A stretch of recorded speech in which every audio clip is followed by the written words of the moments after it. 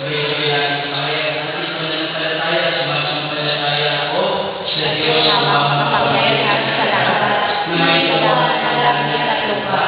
Sumasampalataya ako kay Kristo, isang anak ng Diyos, Panginoon natin lahat, na nagpapawag siya ng Espiritu Santo, pinanganak ng Panginoon, pinanganak ng Panginoon, pinanganak sa matay ng Diyos, pinanganak sa kalukuhan ng mga iba, nagpapawag ng buhay ng muli, umakyat sa langit, nalulog sa ng Diyos na makapangyarihan sa lahat, lumubula sa Diyos, bumuhog sa buhay at mga kaitao, sumasampalataya ako sa iyong Espiritu Santo, sa banal na ibang Katolika, sa katotohanan ng mga banal, sa pagkawalan ng mga kasalanan, sa pagkabuhay ng muli ng mga kaitao, at sa buhay na walang hanggan. Amen.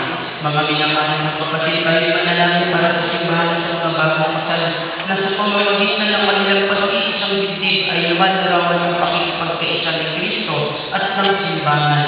Sa bawat panalangin ay ating isubot, Panginoon, diin mo ang aming panalangin. Panginoon, diin mo ang aming panalangin. Ipanalangin natin ang simbahan upang magtulad sa Patriarko ng Kristo ay manatiling tagapagpahayag ng mabuting balita para sa kaligtasan at pag-ibig ni Kristo para sa atin. Manalangin tayo sa Panginoon. Panginoon, diin mo ang aming panalangin. Ipanalangin natin ang mga nagsisero sa pamahalaan na may magandang hinahan niyo upang mapapalagaan ang mga pamilya at ang buhay sa lahat ng paraan. Manalangin tayo sa Panginoon. Panginoon, diin mo ang aming panalangin. Ipanalangin natin ang lahat ng mga pangangailangan sa ating mga kapatid. Higit sa lahat ng mga may sakit, mga may kapuskanan, mga nasa kulungan, mga pinabayaan at nagpapagulak at kapag-anak. Na may maniwalaan sila upang pagkakas ng ating tubig. Sa pagtulong sa mga pangangailangan, manalangin tayo sa Panginoon. Panginoon, diin mo ang aming panalangin.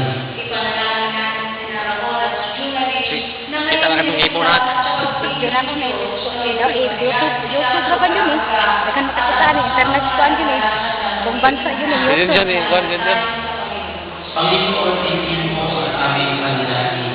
Panalangin natin ang mga kabataan sa lubong sa tawag ng mag-aasawa. Naway natin ang kailangan ng lahat ng buhay ng asawa sa pamamagitan ng halimbawa at karamataan ng iba. Nang mumutusok sa buhay ng may asawa, panalangin tayo sa Panginoon. Panginoon, diin mo ang aming panalangin. Ang naming Diyos, kalugdan mo ang inyong mga anak, si Naramon at Jonalit. Biyaya na manatiling tapat sa iyo at sa isa't isa. Sa paglipas nila sa buhay na ito nawayan, magkamit sila ng nagtipan ng walang hanggang kaligayahan sa iyong kaharian. Kasama ng kanilang mga anak, lahat na sa kanila ay nagmamahal. Inihiling namin ito sa pamamagitan ni Kristo aming Panginoon. Amen. Opo po ang lahat. Maaari na pagsisihan ng handila. Handila, ang liwanag ay simbolo ng liwanag ni Kristo. Ito'y ang